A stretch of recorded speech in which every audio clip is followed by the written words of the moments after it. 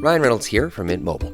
With the price of just about everything going up, we thought we'd bring our prices down. So to help us, we brought in a reverse auctioneer, which is apparently a thing. Mint Mobile Unlimited Premium Wireless. How to get 30, 30, how to get 30, how to get 20, 20, 20, how to get 20, 20, how to get 15, 15, 15, 15, just $15 a month? Sold! Give it a try at mintmobile.com/switch. Upfront payment of $45 for 3-month plan, equivalent to $15 per month required. New customer offer for first 3 months only. Speed slow after 35 gigabytes if network's busy. Taxes and fees extra. See mintmobile.com. At Sierra, you'll always find apparel, footwear, and gear for 20 to 60% less than department and specialty store prices. But right now, it's clearance time, so you can save even more on everything you need to get active and outside. Visit your local Sierra store today. Unfiltered discussions. Unexpected guests. No topic is off limits, from sex and relationships to the human condition, personal anxieties, and so much more. The only talk show of its kind in the world. This is The Last Show with David Cooper.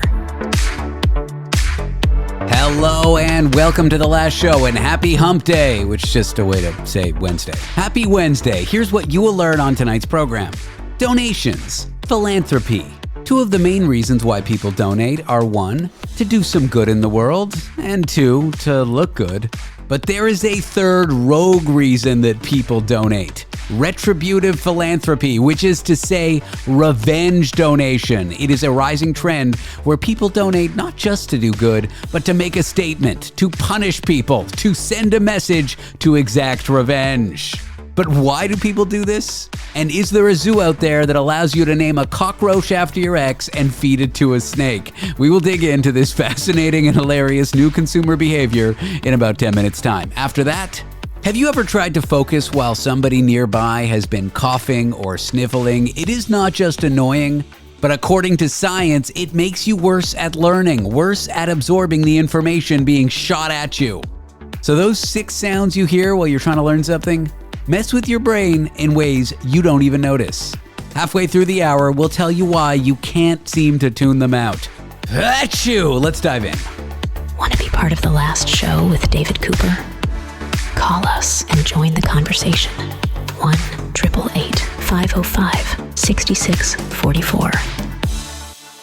And in idiots cutting down iconic English trees, but now the public are now able to hug the tree again news, we have a story of idiots who cut down an English tree, and now the public are able to hug the tree again. These topics are getting oddly specific. We are joined by foreign correspondent Tony Five, who is live at the scene of a specific tree in his apartment. So I guess he's not live at the scene. Tony, welcome to the show.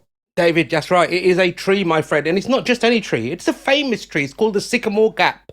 Famous for millions of years, where people have proposed. There's been films. It's not millions. Well, it's more than 10 and less than a billion. So it's nearer a billion than it is one. Okay, fair enough. Tell me about this Sycamore Gap tree. It's 150 years old. Why am I doing the research when you're the foreign correspondent? I don't know.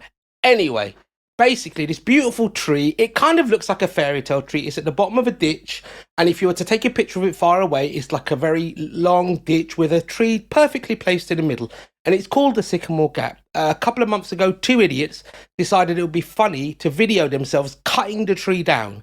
They then got caught and then blamed each other for doing that. Now they've been arrested. It was like a big thing. Can you imagine that the news in the UK is about 2 people cutting down a tree, but it was a conservation tree and it was part of the National Trust, and so it was a famous tree. So the public were outraged, and we as Brits are outraged by a number of things. For example, if a new tea brand came on, there would be public outrage. There is a bit of public outrage about whether you put jam first or cream first on scones. That's another part. And this falls into that category. Well, it's cream, obviously. What are you, some sort of sociopath? People put jam and then cream on top, my friend. That's wild. Okay, so this beautiful iconic tree that was in movies, people loved it. They would go and hug it. It was in Braveheart. It was in Star Wars. It was in Schindler's List. It was in so many good films. I don't think it was in all those movies. But people would go and hug the tree for good luck. This was a tourist attraction. They would make sweet love near the tree to give the baby the best amount of time. They would marry there. They would propose there. They would hug the tree. Anyway, it's been cut down. The trunk has been sent to what can only be described as an artist who's going to make something of it. He's going to make a sculpture and it's going to be all wavy lines. And when he found it, he was able to hug the trunk. Now, David, when I tried to hug a trunk, I was put on a list and was not allowed anywhere near that forest. We're not allowed to talk about those kinds of trunks. We're legally barred from it. It kind of reminds me of this incident that happened in Major League Baseball in the 2000s. Right. I think it was like a Chicago Cubs game.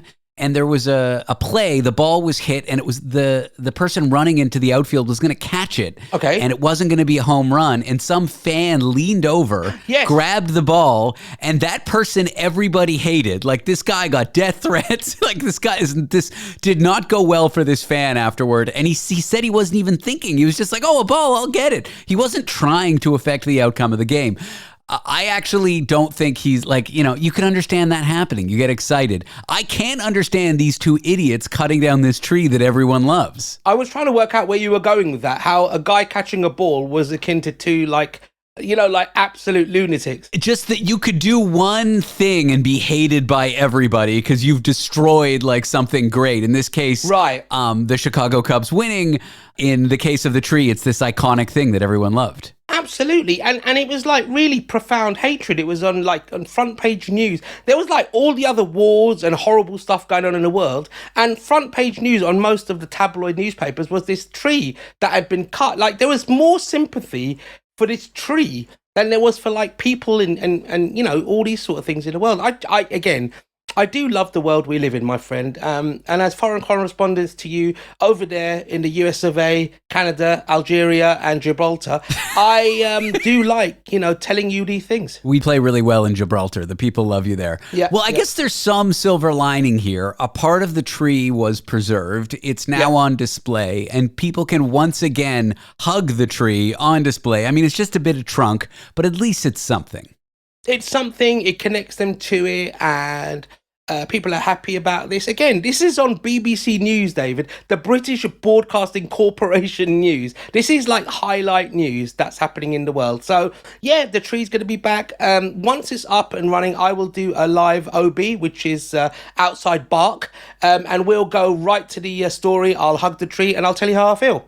All right, that concludes Tony Fives reporting on the Sycamore Gap tree live from his apartment on the scene in his apartment. Tony, I sometimes use chatbots to help me with writing. I sometimes use them to generate stupid images that I send everybody. Yep, it's very obvious.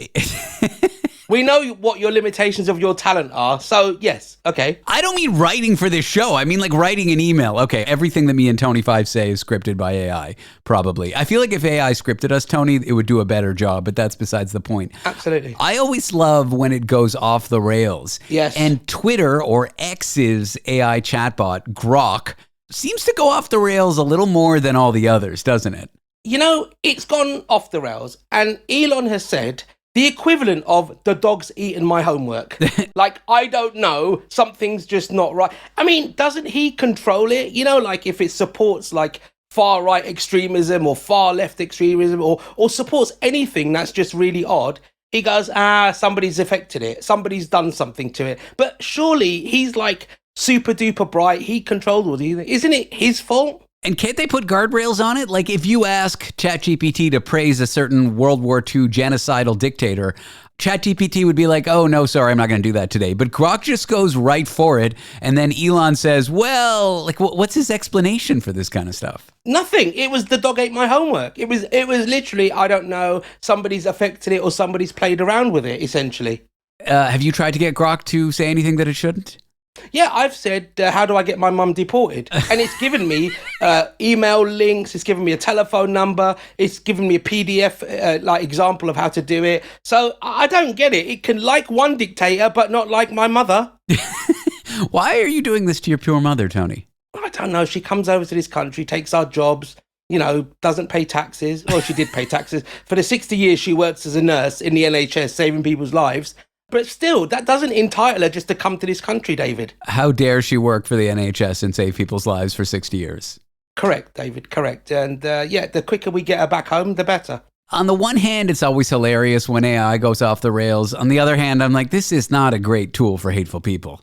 No, and obviously, in a serious note, there are people who are horrible people and are super bright when it comes to computers, and that combination is just awful, right? All right, I guess we're saying to Grok, X's AI tool, put some F-wording guardrails on your stuff. Yeah, Grok, put a roadblock up, Grok. Put a roadblock up, Grok. You heard it here first from foreign correspondent Tony 5. Tony, thank you. My pleasure, my friend, my pleasure.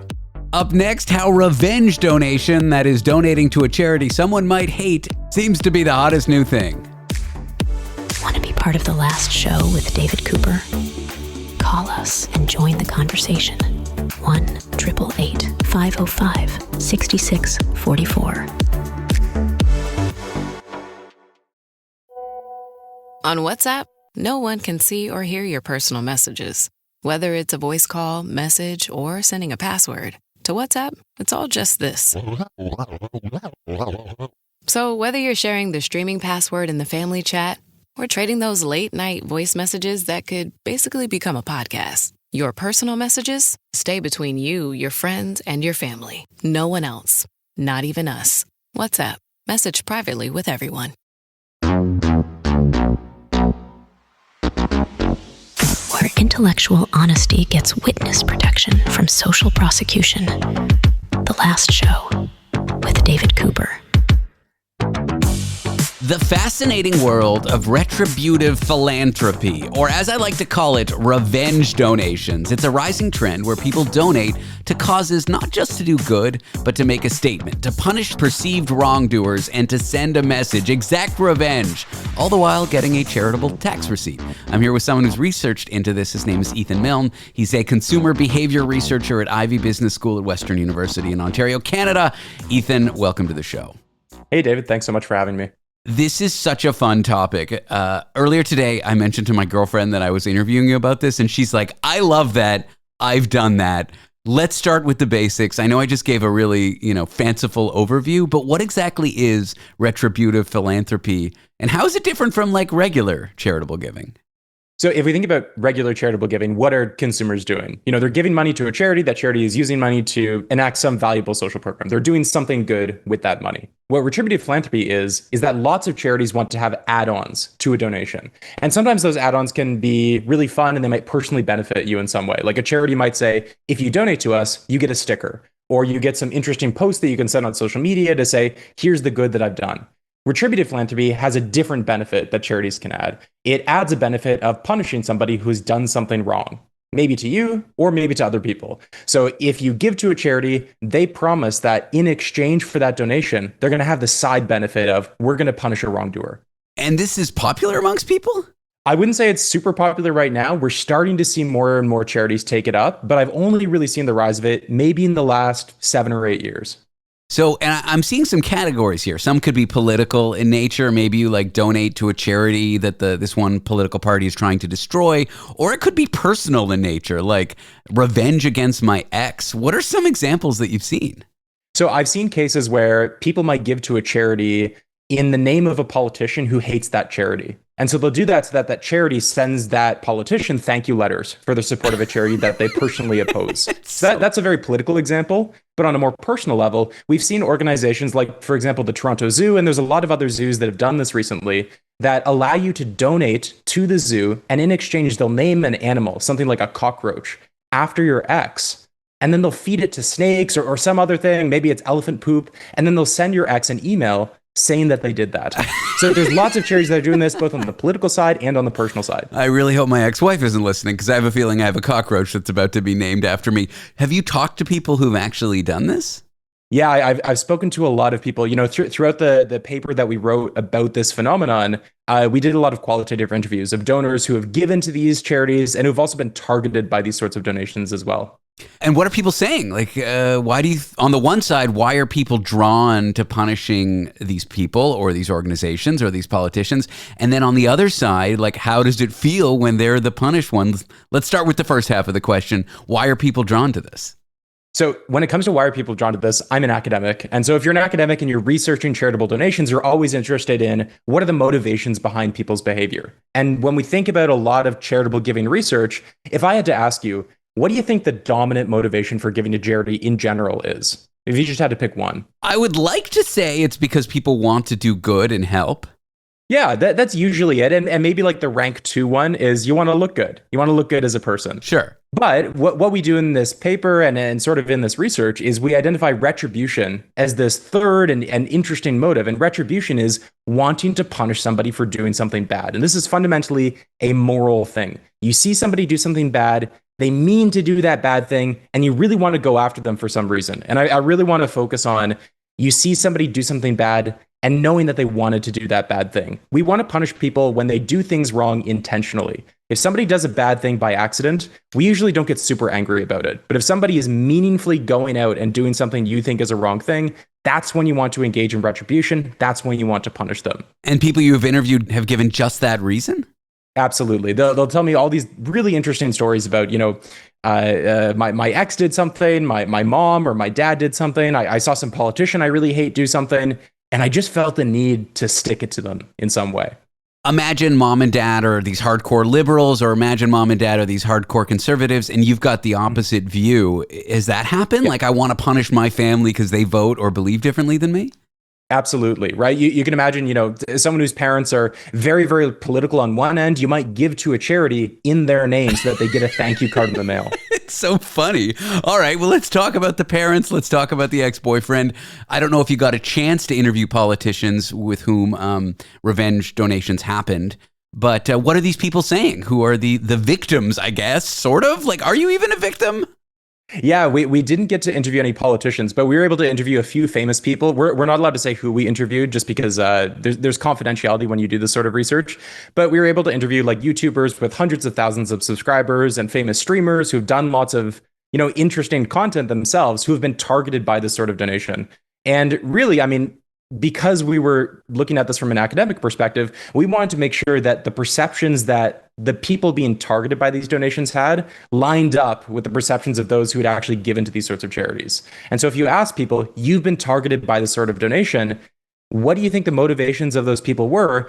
The motivations people describe are pretty consistent between the targets and the targeters. So they often said, I think people gave to these charities to upset me because they hated me, because they thought I did something wrong. They thought I did something against their values, and they really wanted to stick it to me. And what's interesting is that, and this didn't necessarily come out in our research, but just from my general perception when talking to them, the things they're describing feel a lot like when you read interviews about people who've been targeted by cancel culture more generally. You just have a gigantic wave of people who just want to hurt you. And that seems to be like a dominant motivation that comes through.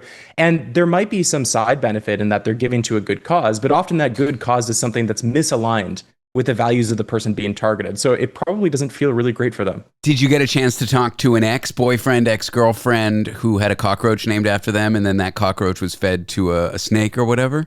No, I wish I did. So if you know anybody, let me know. I can tell you if my ex-wife hears this in a few weeks, I might be in your paper.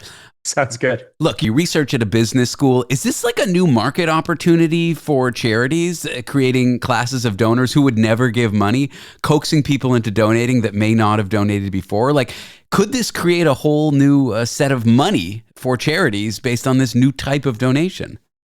Yeah, that's the hope. I mean, because I'm a researcher, the whole point in looking at this sort of stuff is to think, what can charities take away from this research to raise more money for valuable social causes? And so in the context of this research, one of the big focuses we had was, can charities expand the pool of people who might want to donate to these charities?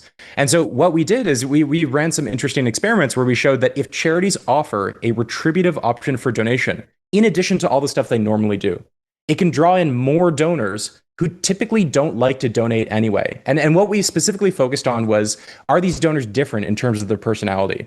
So if you think about all the different personality traits that might be associated with donation, one example might be empathetic people are much more likely to donate. And there's a lot of research in the charitable giving literature about empathetic people wanting to donate. But we found, for example, that people who have right-wing authoritarian or left-wing authoritarian personality traits are more likely to donate to these retributive donation options, and that these are the people who typically don't donate to charity. And by adding this sort of option, you can bring them in and sort of leverage the anger that they feel to get them to channel that into an actual charitable donation instead of just sitting and, writing mean things on Twitter. This feels like a mashup of activism, revenge, pettiness, but also generosity all in one. Mm-hmm. Do you think retributive philanthropy ultimately does more good or more harm? I think it ultimately does more good. I think in terms of just pure efficacy, every dollar that you can get donated to a valuable cause typically goes way further than whatever outrage people might be saying on Twitter, right? Just in terms of the strength of the effect, giving money is always going to be way more powerful than anything you could say online, unless you're a super famous person. I think it's good too. Like if you're an angry person, you could go out in the streets and hurt people, or you could take up boxing. If you're a mean person, you could just insult everyone you know, or you could become a comedian and do roasts. I feel like if you have this, anger, if you want to get revenge, it's like a positive way to go about it. And I agree with you. Ethan, thanks so much for sharing your research with me. This is a lot of fun. Thanks so much. Ethan Milne is a consumer behavior researcher at Ivey Business School at Western University in Ontario, Canada. Ever try to focus while someone nearby keeps coughing and sniffling? It's not just annoying, it might actually make you learn worse. New research shows that these 6 sounds can mess with your brain in ways you don't even notice. After the break, we'll explain why you can't tune that sneeze out. Achoo! Want to be part of the last show with David Cooper? Call us and join the conversation. 1-888-505-6644. This episode is brought to you by State Farm. Knowing you could be saving money for the things you really want, like that dream house or ride, is a great feeling. That's why the State Farm Personal Price Plan can help you save when you choose to bundle home and auto. Bundling, just another way to save with the Personal Price Plan. Prices are based on rating plans that vary by state. Coverage options are selected by the customer. Availability, amount of discounts and savings, and eligibility vary by state. Broadcasting from the intersection of chaos and more chaos. The Last Show with David Cooper. Certain sounds grab our attention whether we want them to or not, and new research reveals that common noises like coughing and sniffling can quietly interfere with our learning. They pull away your focus from tasks like studying or test taking, which is to say our brains might prioritize health threats over academic focus. I'm here with someone who's done research in this area. He's an assistant professor of psychology at the State University of New York in Oneonta. His name is Dr. Carey Fitzgerald. Carey, welcome in. Excited to chat about this. Oh, thanks, David. I'm happy to be here. At a high level here, what exactly is the behavioral immune system, and how did it lead to you studying coughing and sneezing sounds in a learning environment? Well, the behavioral immune system is really just sort of a blanket term to refer to all the different ways that our brain might try to steer us away from things that could make us sick. So a lot of the times this translates to our disgust response. So if you've ever smelled dog feces or something, usually we'll automatically pull away. And that's our behavioral immune system just sort of telling us, like, stay away from this thing. It probably has pathogens in it. Is that the knee-jerk reaction? Like someone coughs and I react badly and I give them a dirty look before I've even realized it, and then I feel bad that I looked at them like they were like toxic or something like that? Exactly, 100%. Yeah. So this comes through in a lot of ways. If you ever walk into a restaurant that looks really dirty or maybe has a health code violation, you might just turn around and walk away. To some extent, this is also the behavioral immune system. So it translates to a lot of different mechanisms, and it's still being heavily studied. We were finding all sorts of different things. And this came to my attention in a way because teaching in upstate New York, we get some pretty harsh winters. And when you're giving a test in January or February, you just hear like surround sound, coughing, sneezing, and sniffling. And you'll just see the student's head perk up and look around and then kind of give back with their test. And so I'd done a little bit of research on disgust responses in the past, nothing auditory, but that sort of those sort of couple of ideas there kind of came together in that regard. I have something called the photic sneeze reflex, which is basically whenever I see bright light, I sneeze. I sneeze probably 20 times a day. So I'm used to people on the street looking at me like I'm going to, well, kill them. So I'm intimately aware of this. Talk to me more about what happens in a learning environment when somebody coughs. Like I'm in class trying to pay attention. I'm in the exam hall trying to write my exam, and the person nearby coughs and it sounds like they have a cold or something. Yeah, I tend to equate it to multitasking. People, we're not really good at multitasking. And so just imagine that one of your tasks is to do this test, and the other task is this automatic sort of attention pulling away. Like, do I need to pay attention to this? Do I need to move away? But I'm trying to do this right now. And that was sort of the essence of our study, was to see if these two tasks are sort of competing against each other, or if one is going to take more attention from the other. I would argue, with no research and no expertise here, that these illness-related sounds, these coughs, they kind of sneak past our conscious radar. They distract us without us even realizing it. How does this happen? Like, imagine I don't want to look at my girlfriend when she coughs and be like, I gotta get away from you. You are going to make me sick. And yet I do have that knee-jerk reaction. How does this kind of like stealthily get past our conscious awareness? Yeah, it's something we call automatic processing. So we have automatic processing, which is very quick, like reflexive. And then we also have controlled processing, which is more like higher order thinking. And across the board, even when we're not talking about pathogens, automatic processing is just faster and usually the quick knee-jerk reaction that takes place. And it will always supersede controlled processing. And so in this regard, that's what we think is happening. When I was reading about your research, I saw that there was a 17% drop in quiz performance when these sounds were around students writing tests. That is a dramatic number. Were you shocked by like how worse people can do on quizzes if people are coughing and sneezing around them? Yeah, that was compared to our control group where there was no distraction. We had another condition where there were neutral sounds, so like backpack zippers, zipping, and keys jingling and stuff. And we still saw an 11% drop in our pathogen condition compared to that neutral condition as well. So this was huge. We had pretty small samples, only about 89 students participated in this, and we were able to find the effect with that. I wonder if you let students use, maybe not with their phones because they could cheat, maybe you give them your own device, but if you let them use like noise canceling headphones or white or gray or pink or blue, every type of noise has a different color these days and they're all slightly different, but basically white noise. Do you think that could be like a takeaway to help students just have an exam hall where all noise distractions are removed? Yeah, just drown it out. Absolutely. It could happen. We tested this with like individual students in a small windowless room. So how it generalizes to an actual classroom setting, we still need to find out, because it could be, if you have surround sound coughing going on, or the person next to you is coughing up a lung, even if you have headphones on, you might still be seeing that out of the corner of your eye or something too. And so there was probably a lot more going on in actual classrooms that we haven't been able to study yet. We're talking a lot about the negatives. There's got to be an evolutionary plus side to this subconscious reaction to coughing. Like, our ancestors, apes in caves, if my neighbor sneezed and I had the wherewithal to get away from them, I might have a better chance of not getting sick. There's got to be some plus to this, right? Absolutely. And that is it. Especially the time before we had vaccines and antibiotics, this would have been a way for our ancestors to stay healthy, to stay away from those who are sick. And there's even been some theory regarding sort of an arms race between our cognitive mechanisms and pathogens. And so, for example, a lot of diseases we transmit to others before we're even showing symptoms. And that might be one of the reasons why, because once we start showing symptoms, people stay away from us. It's not just coughing, though. Like images of pathogens can spark this response. Smells. Would a nasty smell in an exam room? Like, I don't know, I sound like I have a stomachache, or, I smell like, I don't know, vomit or something gross. Would that have an effect on students or effect on us?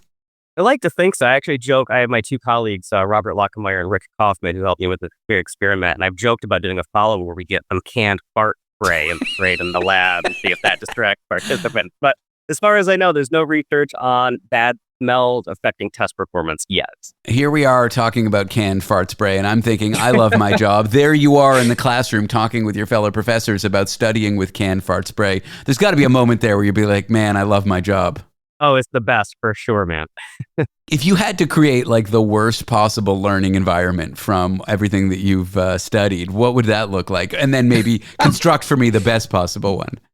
Oh, man. The worst would be a room full of sick people, maybe with some dog feces somewhere on the desk too, just to have that bad image, the bad smell, the bad sounds. I assume everyone would fail that test at that point. All right, let's talk things that maybe won't get me in trouble with my boss here. Like the perfect classroom, or at least little tips that you can take from your research to help students so that they're not getting distracted. Yeah, and a lot of that does go back to quiet testing rooms. In a perfect world, if we could let participants take tests in individual rooms or soundproof rooms, or as you mentioned earlier, white noise canceling headphone. We already see in research on people who do memory paths, like hefty memory Olympics type stuff, that when they study, they have noise canceling headphones on, they have glasses on with visual blockers, anything we can to block out any extraneous information. When you studied students writing exams, were they real exams? And if they were, did you feel bad about playing coughing sounds, knowing that they might score worse? No, this was just research, so it wasn't affecting any participants' grades. And the questions that we used in our research were just related to a video that we had them watch on statistics. Great. So I can run the disclaimer that no undergrads were harmed during the trial of this study or whatever. Yeah. No undergrad grades were harmed. All right. Well, Dr. Carey Fitzgerald is an assistant professor of psychology at the State University of New York at Oneonta. Carey, thanks for talking to me today. What an interesting study. I'm going to maybe go cough now. Thank you, David. It was a pleasure. Thanks for having me. Do you like what you hear, but you're just tuning in, or you're not going to be with us the whole evening and you want to catch what you missed? Well, good news. The Last Show is available as a podcast. Just head to www.lastshow.pizza. That's lastshow.pizza, not .com. I have no good answers as to why that is, but it's a thing. .pizza is a thing. Anyway, there you can find out more details about our podcast, including how to subscribe. And please do. I would very much like that. Coming up next, the ridiculous new Robot Soccer League is live and in the wild. I kid you not. You can, right now, watch AI robotics scientists very seriously run a soccer competition with robots. And the results are, well, they're hilarious. Details of that and more stories from the tech industry on the other side of the break, when it'll be time for Technology Time. I know, it's redundantly named. Want to be part of The Last Show with David Cooper? Call us and join the conversation. 1-888-505-6644. This episode is brought to you by Polestar. There's only one true way to experience the all-electric luxury SUV Polestar 3, and that's to take a test drive. It can go from 0 to 60 in as little as 4.8 seconds with the dynamic handling of a sports car. But to truly understand how it commands the road, you need to be behind the wheel. Up to 350 miles of range, the 3D surround sound system by Bowers & Wilkins. It's all something you have to experience to believe. So book your test drive for Polestar 3 today at polestar.com. The Last Show with David Cooper, where we apply quantum mechanical psychoanalytical astrotherapy to your problems. I've always wanted to be a pro soccer player, but I've never kicked a soccer ball. But instead, I could buy a robot and become great at the game, or at least the robot that I got could become great at the game. I'm joined by Carmi Levy. It is time for Technology Time. We will talk stories from the tech sector with Carmi. Welcome in, my friend. Hello, good to be with you. I'm guessing, though, you would have been fun to play with in soccer because, like you, I'm not terribly gifted in team sports. So, usually I would just sort of sit on the sidelines and they would call me in when there was no one else available. Will robots be the future of pro athletes in 20 years? Will I not be watching a basketball game with people? I'll just be watching robots. Will we see people competing with robots? I know the answer to these questions is probably not, but the robots are getting better and better at sports, aren't they? They are. China, they've launched the world's first humanoid robot football league. It's called Robo League, and they had their first tournament last month in Beijing. And basically what it does, there are these AI-controlled humanoid robots, and they compete against each other in 3-on-3 soccer matches. And so they farmed this out to a number of universities, and they've developed the technology. And like all sort of good technology sort of demonstrations, that's what this is all about. It's get the technology out there, learn from the experience, collect a whole bunch of data, and then inject that back into your research. And we know that China as a country, one of its mandates is become a world leader in artificial intelligence, in robotics, in technology. And this is one of the ways that they do that. It's like a kind of like a grassroots effort to break things, learn from the experience, and continue to iterate the technology. I am watching a video of this. Have you seen this, Carmi? Have you seen these robots playing? Because it's kind of hilarious. It is because the technology clearly isn't perfect, right? Sometimes they fall, sometimes they don't know where they are and they have to be reset. And the rules allow they're not operated by humans, but it does allow members of the team to, sort of fix the technology, pause the game, fix the robot and continue on. And so, it illustrates that we're not quite there yet, that this is still very early stage. And in many cases, it's laughable. It's almost like those plays of the week videos you used to watch on a sports program. They're funny to see, but the business of robotics is deadly serious. I got to say, it's pretty good for a V1, but we got humans coming into the field with stretchers, picking up robots that are disabled. We got robots that fall over for no reason, and then very clumsily, but they right themselves up. It kind of looks like a person standing up. It's remarkable. It's interesting, but it's not ready for Pro League is what I want to say. It isn't, but I bet I'm willing to bet that if we continue to follow this Robo League over the next few months and years, it will get better. And so they'll fall less, they'll be more fluid, they'll be faster, they'll be even more autonomous, fewer opportunities for humans to kind of stop play and fix everything before they can continue play. So I think we'll get there, just like with any technology. And I find it interesting. I mean, you've seen, for example, universities in the US where they have these battle bots where they beat each other into submission, literally destroy each other. That's how university students, engineering students here in North America and elsewhere learn robotics. China is simply adding AI into the mix, and if we don't keep pace, we will fall behind. And I think that's something that we should probably watch. It's something that I'm hoping our educational institutions and government agencies that fund them and provide support to them, I'm hoping they're watching this experience and thinking, we should be doing this too if we want to compete in robotics and AI in future, because China seems to have figured it out. If you look at the robot wars in the Terminator series, then you're worried that's the future that we're heading towards, like a dystopian, the surface of the earth is just robots with guns. And then you look at this video of these robots playing soccer, you might be slightly relieved to know we're not quite there yet. Will we get there? And is this a first step? Yes, I'm not saying we'll get to the dystopian future, but we'll get to a place where robots are more agile than us. But yeah, it's one part laughable, one part amazing, kind of confusing, fun to watch. Anyone should definitely check out the video of this. Let's talk NVIDIA, a company that if I'd invested $1 in when they went public in the late 90s, I would have $4,000, which is to say if I invested $1,000, I'd have $4 million. This company just seems to be going up and up and up and up. And I remember last year when a friend's like, I'm investing in AI. I'm investing in GPUs, hardware to generate the numbers and crunch the numbers needed for AI. I'm investing in NVIDIA. I thought, well, that company's clearly peaked. I was dead wrong. They hit a new milestone. They are worth a pretty penny right now. Oh my God. So $4 trillion. It is the most valuable company in the world. It is and in the history of the world, because no company's ever been worth that much. It just crossed that threshold earlier this week. Apple was the previous record holder at $3.8 trillion, and that was set just last December. What's amazing is that NVIDIA's valuation has literally doubled in a little over a year. It was February 2024 that it hit $2 trillion, and then 4 months later, last June, a year ago June, it hit $3 trillion. So the speed with which it's growing is unreal. And I mean, the answer to that is AI. NVIDIA is probably the best positioned company to capitalize on the growth of AI. They literally sell the technology that powers the data centers that run all of the major AI platforms that we use today. So if you ask ChatGPT a question, it's probably being answered by a computer running NVIDIA technology, NVIDIA GPUs. I love this story because NVIDIA was not originally an AI company. NVIDIA made GPUs, graphic processing units, for gamers. So if you wanted to play games, video games, computer games, NVIDIA had the best technology for that and largely still does. And then they discovered that, GPUs aren't just good at playing games and showing high resolution graphics at high frame rates, but they're also really good at crunching AI.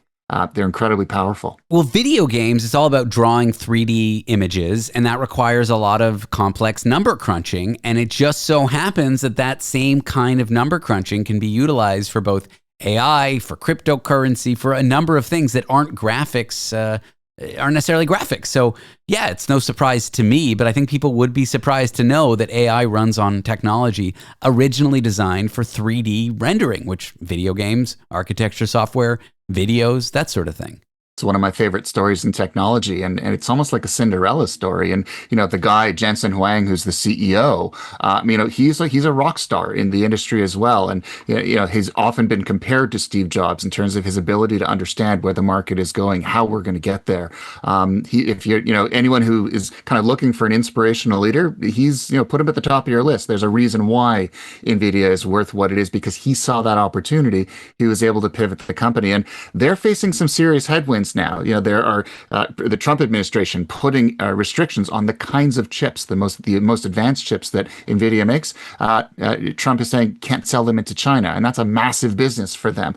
The tariff situation also making their products more expensive. So they're navigating this, and they're continuing to grow even as all of these headwinds continue to build. And I find that not only fascinating, but really indicative of a company that it's not a one-hit wonder. They're here to stay. Yeah, because these chips can be used for defense applications. They can be used for cyber warfare applications. Anything that would require a large volume of number crunching, these chips are great for. Mm-hmm. It's wild. And the people who get lost in the shuffle here are the gamers, the people that originally wanted these products. The demand is so high by AI companies, cryptocurrency companies, any kind of company that would require number crunching. They want these chips and they can afford to pay for them. So, 15 years ago, if you were a gamer and you wanted a graphics chip to play your games, it'd be relatively affordable, but the high-end chip nows are in such high demand for non-gaming applications. Gamers end up paying big bucks just to play the latest titles. Yeah, and because NVIDIA's gaming technology is so differentiated from the rest of the market, they're the gorilla in that market as well. So if NVIDIA's top graphic card isn't available, you'll pay a pretty penny for it on the secondary market, or you'll wait for months, if not years, before it becomes available, all because it's in such high demand. And there really is no sort of strong number two. It's either NVIDIA or nothing if you are a high-end gamer. And this from my son, who has been looking for his next card and simply can't find it because it's just not available. When we come back, TikTok is being flooded by AI videos generated by Google's platform. And these videos, these are not good videos. We'll tell you what they are in a moment with Carmi Levy. Want to be part of The Last Show with David Cooper? Call us and join the conversation. 1-888-505-6644. Member Week is here at Lowe's. Don't miss your chance to get up to 40% off hundreds of items like paint, faucets, vanities, doors, and more. Shop our exclusive deals happening in-store and online now through July 18th. Not a member? Join My Lowe's Pro Rewards for free today and get ready to save more. Lowe's, we help, you save. Loyalty program subject to terms and conditions. Details at lowes.com/terms. Subject to change. Broadcasting intimate details and useless information from an undisclosed location in New York City. The Last Show with David Cooper. It is time for Technology Time. Expert Carmi Levy joins us to discuss new videos, AI-generated ones being flooded on the TikTok platform. Carmi, how easy is it these days to generate a semi or very realistic video using AI tools? Is it hugely expensive, hugely inaccessible, or can I just go out there and do it by spending a few bucks or even using free tools? It is ridiculously easy and not as expensive as you might think. So Google released Veo 3 last month, and it is the most sophisticated video generator, AI-powered video generator that it has released, and easily it's the one to beat right now. It includes sound, whereas previous video generators did not, and the quality of the video, a lot of the usual sort of tells that indicate, oh yeah, this is AI generated. It's got extra fingers, and the lighting isn't quite there, and the movement isn't quite fluid. Veo 3 fixes that, and it is so lifelike that in many cases, even if you lean in, you simply can't tell. And so Veo 3 is now available on sort of Google's top subscription tier. So if you have to subscribe to get it. But what Google has done is they have also made their previous video generator, Veo 2, available for free to anyone who wants it. And so it's not as good as Veo 3 is, but it's still pretty darn good in its own right. And what it means is that between these two models, there are a lot of people now who are rolling up their sleeves and playing with it, because you don't have to be an expert in creating high quality videos. Just like with asking ChatGPT a question, write a prompt, tell it what kind of video you want, and then off it goes and it makes it. And then you use additional prompts to continue to tweak it. No skills or training or experience required, which is, you could be a Hollywood director if you want, with no experience in the industry. It's kind of stunning, kind of frightening, especially given the wave of, let's call it, questionable or troubling content that we've been seeing washing onto TikTok as well as other social media platforms over the last few weeks. I think we've basically crossed that line where if you see a video on the internet, you can't know whether it's real or not, which is a troubling thing. There was just a video put out about this called Mountainhead with Steve Carell, Rami Youssef, Jason Schwartzman. And essentially it's these tech CEOs, and they've put out a product that lets people create videos that the world doesn't know if they're real or not. And it creates all this political unrest. And of course, the tech CEOs don't care, Why would they? Their only job is to maximize shareholder value, drive the stock price up, drive profitability, growth, margin, all of that. And if there aren't any laws that stop them from behaving more ethically, then guess what? They will just continue to behave as they always have. Well, this is what the dystopian movie portrays. And with these new Google tools, people can create deepfake videos easily, and they're showing up on TikTok, and some of them are racist, sexist, misleading, disinformation. It's a cesspool. It really is. The spread of deepfakes is frightening, and I will add the movie to my list of must watch, by the way. But what's frightening here is that you can't simply lean in and go, "Oh, that's AI," because it's a much easier to be fooled.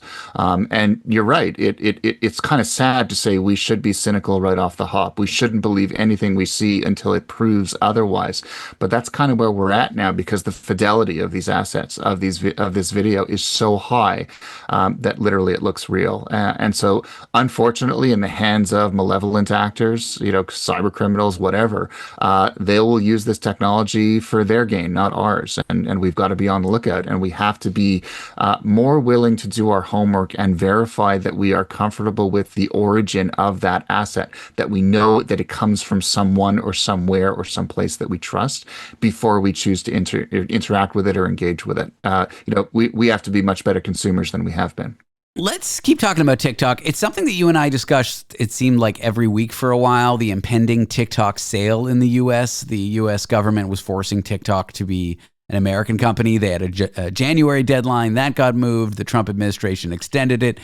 TikTok went offline for a day in what seemed like a publicity stunt, and then they thanked the incoming administration for solving the problem. Of course, the problem is still there. There is still a deadline, and there's a lot of chatter about who will buy it. There seems to be an upcoming sale expected. And throughout all this, they say they're building a new version of their platform. Yeah, they're calling it M2. The current version of TikTok is known as M, and basically that would be the America-only version of it. So it would be hosted in the U.S., data collected from the 170 million TikTok users in the U.S. would stay in the U.S. in order to comply with this law that was enacted last year. The goal is to have it launched by September 5th, which would be 12 days before that next September 17th deadline. But we also know last week that Donald Trump said that there was a group of very wealthy investors that was prepared to buy the company, and he would release more details within around 2 weeks. He's super precise, as you can tell. And so we're still waiting to hear about that. But the company now, obviously has enough confidence in that there will be a deal, that it is investing resources in creating this new U.S. specific version of the app, and that it will launch it by September 5th. The plan is it goes live in app stores then. If you are using the current version of the app, that will stay alive until March 2026, at which point you would then have to go back to the app store and download the new version. So things are moving towards some kind of resolution. It was the deadline was delayed 3 times after Trump came to office. It looks like something might very well happen at some point, although what that is, really hard to tell. What level of control does the Chinese government have over something like this? Can they block it? Are they going to want to approve it? Are they going to want to still be a majority stakeholder? Is it really a complete divestment, or will it be more murky than that? Everything hinges on the Chinese government's decision going forward. In other words, if they say no, nothing happens here. And we know that the Chinese government did not want to sell any part of their company to anyone else, would not allow the algorithm to fall into anyone else's hands, has essentially protested against the U.S. government's actions since they first started in 2019, when Trump enacted the first law that threatened to shut the company down if it didn't sell itself. So there's a lot of history and legacy here, and Donald Trump keeps referring to it rather, cryptically in his messaging, saying that it will require the approval of the Chinese government. And up until now, they have not been willing to share it. And I'm willing to bet they will draw a very hard line on this, and they will use it as leverage in the trade talks with the U.S. That's what TikTok has become. It's no longer about national security. It's about China flexing its muscles against the U.S., and they're kind of using TikTok as a bit of a pawn here. What are some of the money amounts you've been hearing that this could sell for? Are we talking billions? Are we talking trillions? Are we talking quintillions? How much could TikTok possibly be worth, the American side of the business? I am thinking it will be a very large number, in the tens of billions. I mean, I've heard numbers up to about $60 billion, but it's hard to baseline it because there's never been an acquisition of this type. A top tier social media platform has never been sold, and especially one that is as uniquely capable and profitable as TikTok. TikTok is a money making machine. Of course, they don't report because they're Chinese owned, but it's pretty clear they're the most ruthlessly successful social media platform on planet Earth on a number of fronts. And so, to put a dollar figure on that, just keep adding zeros. Eventually, we'll get there. Yeah, and then like a inter-country where the product is state-owned by there's been nothing like this before. It'll be interesting to see. Yeah, exactly. And I often think about the technical challenges of carving off the app for American use. So how do videos then transition from one country to another? How do you, if I, living in Canada, upload a video and then it's viewed by someone in the US, where does that data go? Where are those geographic lines drawn? And can an American user's data still somehow end up in Beijing? We don't really know. And a lot of it will depend on how this new app is architected and how it interacts with global users who are still using the old version of TikTok and not locked in. Carmi, what a pleasure it was talking to you. Thanks for being on the show. Appreciate it, David. Carmi Levy is a technology expert, that's the word. What can DNA reveal about animal intelligence, our own human language, and even resurrecting extinct species? After the break, we'll unpack a bold project to map every species' genome. Or is it species genome? Species is? Species? Regardless, you'll learn about why this project could change everything from conservation to our understanding of ourselves in a moment. Want to be part of The Last Show with David Cooper? Call us and join the conversation. 1-888-505-6644. This episode is brought to you by Indeed. When your computer breaks, you don't wait for it to magically start working again. You fix the problem. So why wait to hire the people your company desperately needs? Use Indeed's sponsored jobs to hire top talent fast. And even better, you only pay for results. There's no need to wait. Speed up your hiring with a $75 sponsored job credit at Indeed.com/podcast. Terms and conditions apply.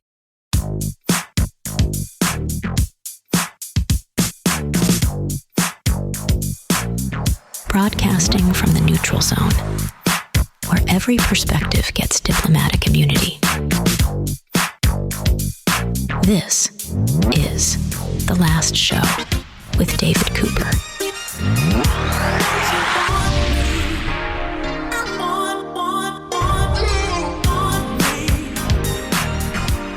Scientists are on a bold mission to map the genomes of every animal, every plant, and every fungus in the United States to put together a genetic blueprint of life itself.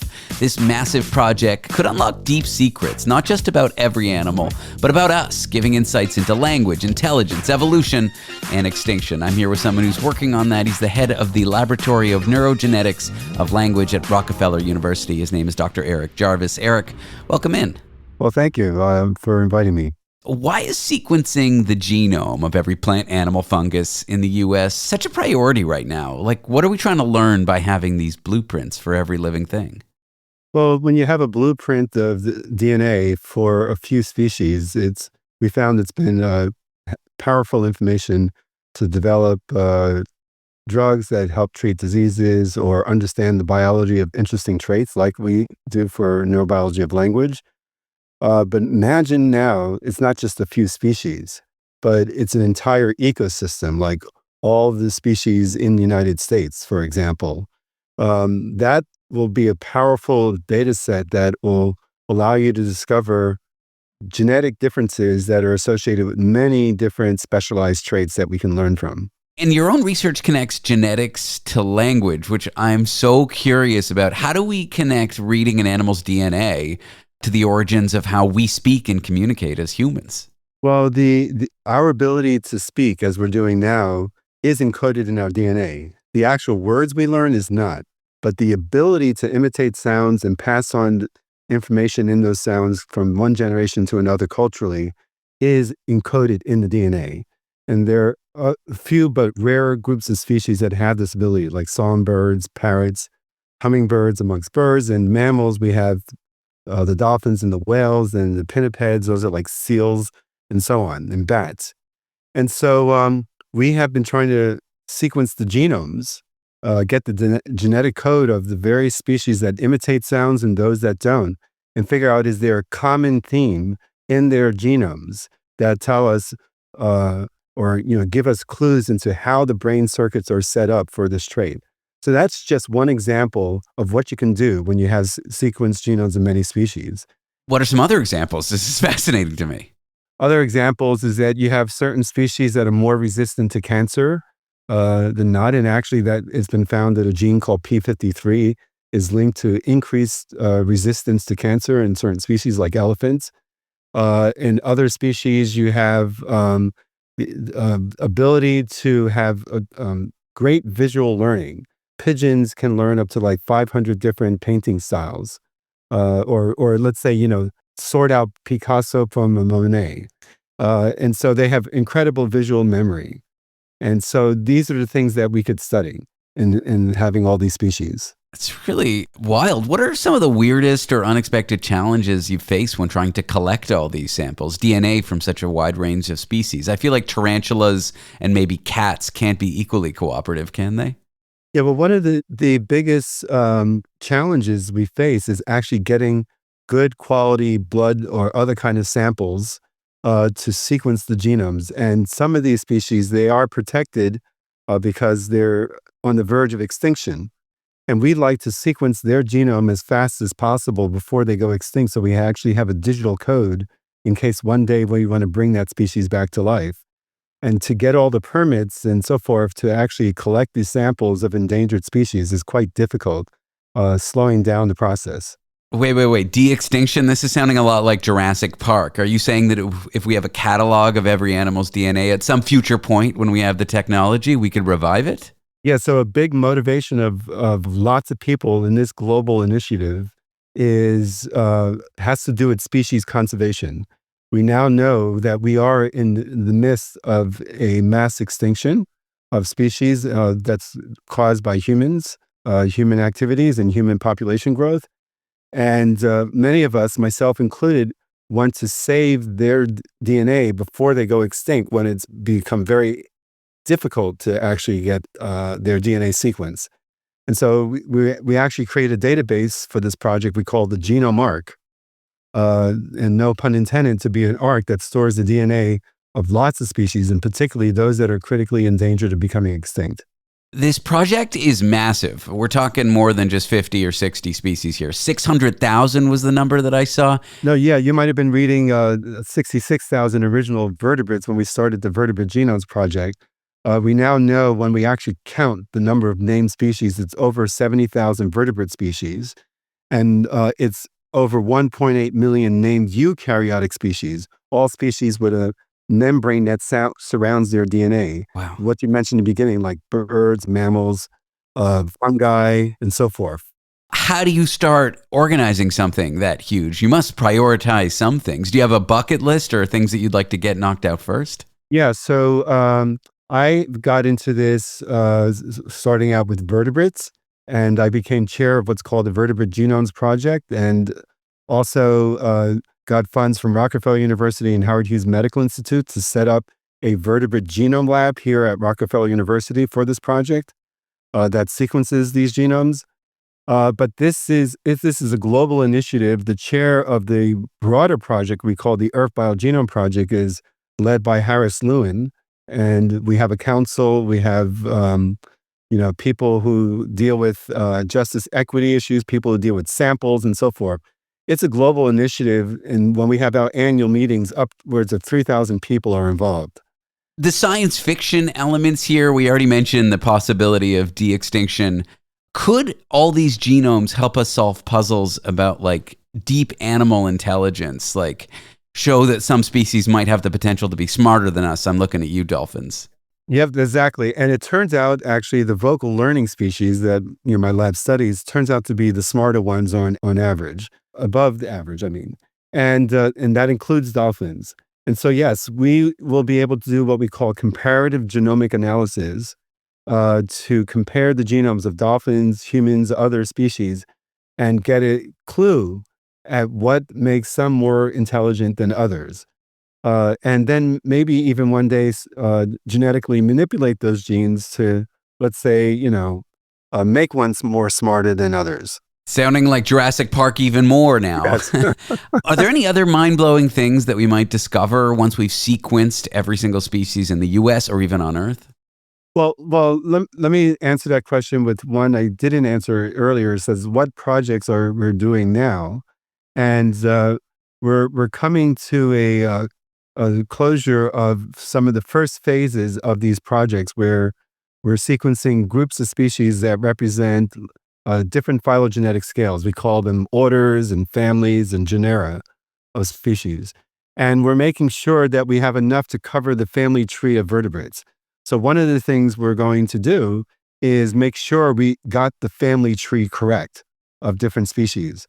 Another thing we're going to do is try to figure out what is the boundaries between what is really a species and what is not, when you have two individuals that can hybridize. And to go bigger, what I do hope for one day is that we're going to have enough genetic information across all these species and their specialized traits to develop therapeutics that would be useful for curing human diseases and non-human diseases in other animals and plants and so forth. Well, it's an amazing project. Thanks for talking to me about it. I appreciate you coming on the show, Erich. You're welcome, and thank you for your interest. Dr. Erich Jarvis is the head of the Laboratory of Neurogenetics of Language at Rockefeller University. Okay, we are opening up the phone lines here on The Last Show after the break. The number 1-888-505-6644. That'll get repeated again in just a moment. Get out that pen. Have you ever wanted advice from your future self? Well, we can't do that here on the show, but we can give you advice from your past self. So call the show, record some advice, and we'll play it for you in the future. It's advice from your yesterday self for tomorrow, today. I think that's what it's named. It's confusing. Phone lines open with foreign correspondent Tony 5 as we go through with you helpful life advice in a moment. Want to be part of The Last Show with David Cooper? Call us and join the conversation. 1-888-505-6644. Hi, this is Javon, your Blinds.com design consultant. Oh, wow. A real person. Yep. I'm here to help with everything from selecting the perfect window treatments to... Well, I've got a complicated project. No problem. I can even help schedule a professional measure and install. We can also send you samples fast and free. I just might have to do more. Whatever you need. So the first room we're looking at is for... Shop Blinds.com now and save up to 40% site-wide. Blinds.com. Rules and restrictions apply. Advice for your tomorrow self from yesterday, or maybe from today for tomorrow. If you're confused, you're not alone. This is what happens on The Last Show with David Cooper and Tony 5. Jingle first, content second, here with foreign correspondent Tony Five as we go into the past and give our future selves advice, probably. But that advice is today. Tony, welcome. It really is our creed, isn't it? Like jingle first, content second. We love the music. We base the music on a little text, and the text we try and create content from. It is quite the opposite of what most major broadcasters will ever do, right? Maybe for good reason. I've always said domain name first, business plan second. In radio, it's jingle first and then content second. Absolutely, yeah. Brilliant. All right, Tony, let's reach into the past and find out what advice you had for your today's self, but it would have been your future self in the past. Glove up, my friend. Glove up, my friend. Reach out. Hello, mate. So today's advice for tomorrow, sent today, which would be good advice tomorrow, actually, but I did take it today. So technically it'll be yesterday for tomorrow, but it doesn't make sense. It's you don't always have to say yes, Tony. Sometimes you can say no, and don't feel bad for saying it. It's something that I've definitely got to work on, because I don't. So, yeah. See, I shouldn't say yes. So, okay. Yeah. Oh, I shouldn't say yes. Basically, I shouldn't say yes at all, ever. I should wipe it from my dictionary and just say, or make a noise. Good advice, my friend. Good advice. Great advice. I encourage you to do that. You say yes to way too many people, but please continue to say yes to coming on this show, Tony. Yeah, no. And yours, my friend. So, I mean, that was quite pertinent advice. There's so many people that must listen to the show who just kind of say yes and then not immediately regret it, but then just think, God, why did I do that? My worst person is the person who says yes to be a people pleaser, but they never intend on doing the thing. Like, oh yeah, I'll meet you tonight at the thing, I promise. And then they never show up. Just say no. Oh, no, I follow through. I follow through. Yes with a follow through is just bad for the person who says yes too much. Yes with no follow through is bad for everybody. Correct. And no is good for you and bad for the other person, right? Well, I think it can be good for other people for you to set boundaries with them. I think it's okay if someone asks you for something or to do something and you say no. I prefer someone who doesn't want to do something just for them to say no. No big deal. It might be a British thing. Like I said, sometimes the more I spend time talking to the North Americans, I find us just being like too polite. Here's my advice from yesterday. Hello, David. Your advice for yourself from yesterday, tomorrow, today, from a few days ago was have better hygiene. You listened to yourself. You had better hygiene. You took a shower, but then you went on the subway to go to the Canadian Embassy to pick up your passport. And the subway was about 1,100 billion degrees Kelvin. It was very hot. You now stink after just showering. So your advice for tomorrow is if you got a subway ride, shower when you get home. The subway's gross and it's hot. You stink. I do stink. It's so true. Oh, was it really bad? That must be a hot box. I don't know why people pay money to go to spas. If you just swap out the eucalyptus they put in the sauna for horrible, like, garbage smell, the New York subway system is basically the same thing. Oh, my God. And can you imagine the rats there as well, like baking as well?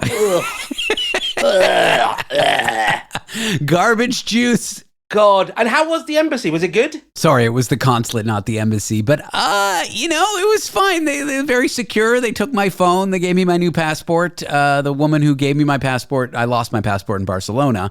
She kept on saying Barcelona as a joke. And I'm like, dude, I just want to get home. Yeah, I don't need your jokes. I'm unfunny enough on the radio. Tony, I want to do something special. About a month ago, we had a caller to the show, and we found out she was about to get married. Yes. We then bought her a wedding present, a toilet brush from her wedding registry. Yes. We called her to tell her what we bought, and she hadn't realized it, and she was very excited about the toilet brush. She lives in, I think, London, Ontario. Yeah. Do you think she's used it? I don't know. That's what I want to do. I want to call her and follow up with Gillian in London. I believe it's London. I think it is. Do you think it strengthened her marriage though, David? I feel responsible for this wedded union. I also feel responsible because good marriages are based on good toilet brush gifts. So we're about to call Gillian and see if she liked our gift, if she used it, and how well she used it. Or if she's divorced. Stranger things have happened.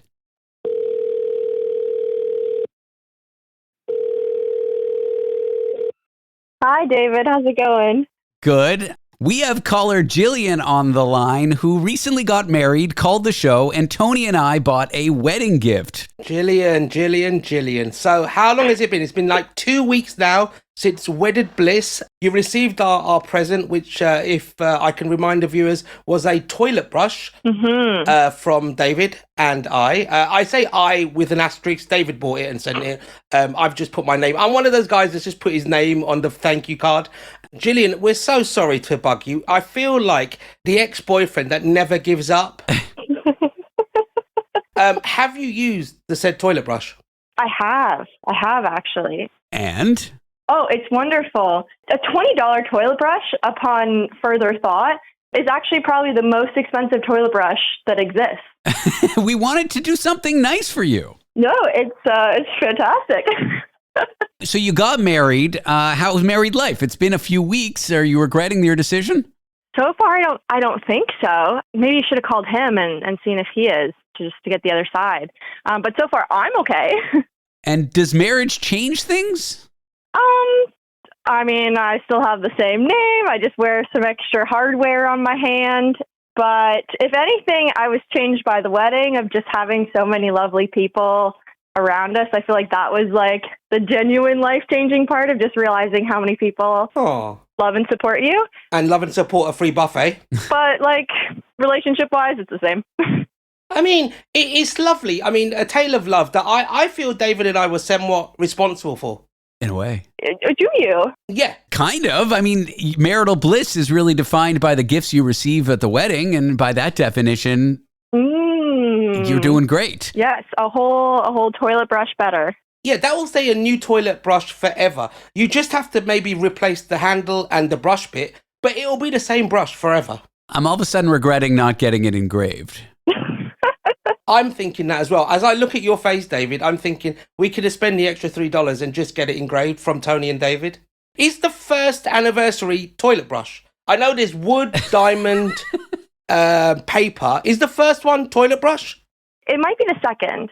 Okay, well, if you could let us know and get back to us, that'd be great. Yeah. And I guess the most pressing question on my mind while we're on the topic, is a $20 toilet brush better than, let's say, a $4 or $5 toilet brush? Is there any like nice features? Yes. Tell us about it.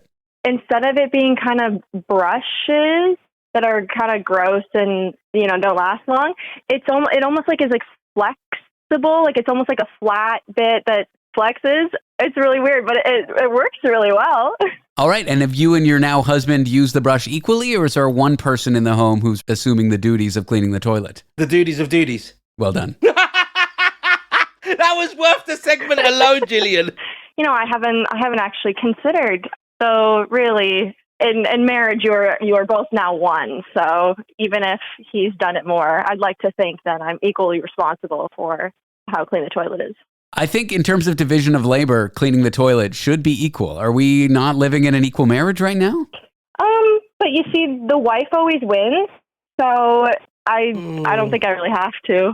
I mean, this is 2011, David, so we really need to push on. And also, what I like is that, it's for richer, for poorer, till death do us part, and usage of the toilet brush together. I think on that note, David, we were participants to love. Jillian, thanks for following up with us on the gift. We hope you're enjoying it. Thanks for calling, definitely. We'll check up with you in a few months, okay? Yeah, we will check in a few months when you may be. I can't promise an engraved brush, but I may send one. I may just have to send one. Maybe I'll just write on it with Sharpie. That actually will work. If you could send us a photo, I'd appreciate that.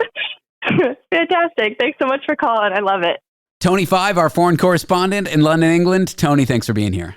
David, always a pleasure, my friend. And love involves toilet brushes. It certainly does. Coming up next, do you think love is all about grand gestures? Well, it turns out expressing even small acts of love could actually make you feel more loved. Not the person you're expressing it to, though that could help them as well. And it could make you happier too. After the break, we'll dig into surprising new research on why showing love to others might be the best thing you do for yourself. Aww. Want to be part of the last show with David Cooper? Call us and join the conversation. 1-888-505-6644. Taste the forbidden fruit of knowledge. The Last Show with David Cooper. Love me, love yourself. New research suggests that expressing love to others doesn't just benefit them, it actually makes you feel more loved too. You know those small, everyday loving gestures you make towards people in your life? Well, those can boost your own well-being and happiness. A new study uncovers just how these simple acts of love can create lasting rewards. I'm here with someone who worked on that. She's an assistant professor of psychology at Claremont Graduate University in California. Her name is Dr. Saida Heshmati. Saida, welcome to the show. Thank you. Thank you for having me, David. What exactly counts as expressing love in your study? Is it hugs? Is it words? Is it just sending a text with a cat meme to my girlfriend? I'm asking for a friend. What are acts of expressing love? It can be all of those. So we actually kind of look at love in everyday life, meaning that we look at these kind of small moments in which people kind of share these positive emotions with another person or another entity, even your pet. And we were kind of really interested to see how the dynamics of those expressions and feeling loved in those kind of everyday life moments impacts your own psychological well-being and sometimes even physiological well-being. Talk to me about positivity resonance. Maybe define it, because I find it a little confusing. You studied it. What is it, and why is it such a powerful concept in studying love? Yeah, so the theory of positivity resonance is actually a more recent way of looking at love as a supreme emotion. And this comes from looking at love from a kind of momentary perspective, basically defining it as a moment of shared positive emotions between two people or two entities, in which this kind of care for each other and physiological synchrony and behavioral synchrony is also kind of present at that moment. But these moments can be very fleeting, that they can come and go as we go about our day. But they're very much influential in how we live our lives and our overall well-being. Naively, and I'm realizing based on your research I'm wrong, but naively I've thought that when I express love in little ways towards my cat, towards my girlfriend, my friends, my family, it's kind of a one-directional thing. How is that view wrong? If I express these things, I'm actually going to end up feeling more loved in the end? And that was actually our question. So we kind of knew that these types of moments exist, but we were very curious about the dynamics of expressing love versus feeling loved. So this is why we kind of really conducted this research. We wanted to see whether there is some sort of kind of cross effect, whether expressing love to someone might actually benefit the extender, right? And also kind of that make you feel loved as well, or vice versa. Feeling loved might actually lead to expressing love. So we kind of really try to parse these dynamics as people live their daily life. And we use this really cool technique called ecological momentary assessment, in which we don't just look at a one-time experience of a person. We actually kind of assess people in their usual environments as they live their daily lives and across moments in their lives. So multiple moments across days, across weeks, we have these kind of reports of how much people feel loved, as well as how much people extend love. And we kind of assess how these two might actually cross-affect each other. And we did find, interestingly, that there is this kind of positive feedback loop between extending love to someone else and feeling loved yourself. So we actually found that expressing love leads to, or actually drives, feeling loved in the person who's extending love. So basically, once I express love, my own feelings of love will go on the rise. And this kind of rise will continue for at a peak in 3 hours after I've extended that love. Wow. And then it kind of wands down after that. But that effect is real. People might assume these are big, dramatic gestures, but just tiny little ones, they might matter more than we think. Yeah. And that's kind of very much kind of the perspective that we take in our research, is that is that those momentary experience of love are very much influential because they add up, right? They add up and they kind of make up our whole experience throughout our lives. And we sometimes kind of don't take them seriously. But our research actually shows how influential they are. In other kind of directions in our research, we have been able to identify what love actually means to people and whether there are kind of cognitive schemata or shared beliefs around how people think about what is loving in everyday life and what is non-loving. And we are finding that it's those little moments that kind of are those kind of more genuine expressions of love, but still very small, make the most difference. And people all agree that are loving compared to big gestures like, surprise parties or gift giving or the things that we attribute to a Valentine's Day, right? Yeah, at the commercial break, I'm going to have to search the internet for cat videos to send my girlfriend one because she says she feels loved when I do that. That's a great way to do this. Feeling loved, you found that it can boost a sense of flourishing. What does it mean for someone to flourish psychologically? So, flourishing psychologically means that you are basically at your best. You're not just surviving in life, but you're kind of thriving in whatever you aim to do. And we basically look at flourishing from different aspects. We have the hedonic aspects of kind of well-being, where those are kind of the momentary pleasures that we kind of indulge in that kind of come and go and are more fleeting. And then we have the eudaimonic flourishing, where it is kind of the more long-lasting impacts of doing well in life, having a sense of meaning in life, feeling successful in life, feeling like you're contributing to a bigger thing than yourself. So it kind of contains both those kind of instantaneous pleasures as well as those long-lasting thriving moments that you want to have in your life to feel like you're flourishing and thriving. All right, big takeaways based on your research. If I want to make those in my community around me, my girlfriend, my parents, my cat feel more loved, and in return, I myself flourish, feel more loved myself, what recommendations would you have?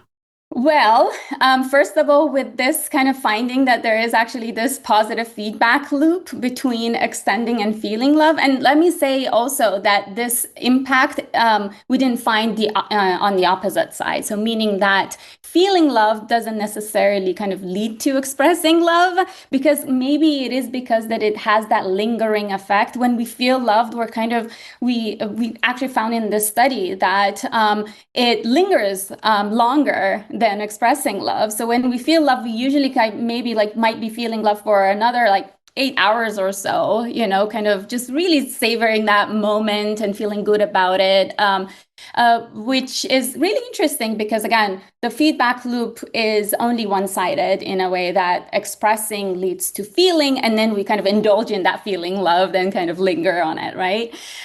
So one way to do it is start expressing your love to others, and it can be, as small as sending a text message with a heart emoji, or posting a sticky note on the mirror for your friend to see when they, use the restroom, let's say. It can be as fun and, funky as that, or it could be as simple as giving a hug to someone, or maybe even making that hug last longer to make it more meaningful to the other person. It's very small, but it actually not only impacts the other person, but it impacts your own feelings of love, which also then leads to flourishing. I like what you said earlier, how it doesn't have to be a surprise birthday party. I'm here with Dr. Saida Heshmati. She's an assistant professor of psychology at Claremont Graduate University in California. Saida, thank you again for joining me. Thank you so much for having me, David. That's a wrap on Wednesday night. Thanks for tuning in. Don't forget to check out our podcast at www.lastshow.pizza. That's .pizza, not .com. I'm David Cooper, and this is The Last Show. Making Jaws was a life-altering experience. 50 years, we're still talking about Jaws. It was the first blockbuster. We were on the real ocean, way out of our element. And 80% of the time, the shark didn't work. I was terrified I was going to be fired. But the film that I thought would end my career is the film that began it. Jaws at 50, the definitive inside story. Special premiere July 10th on National Geographic.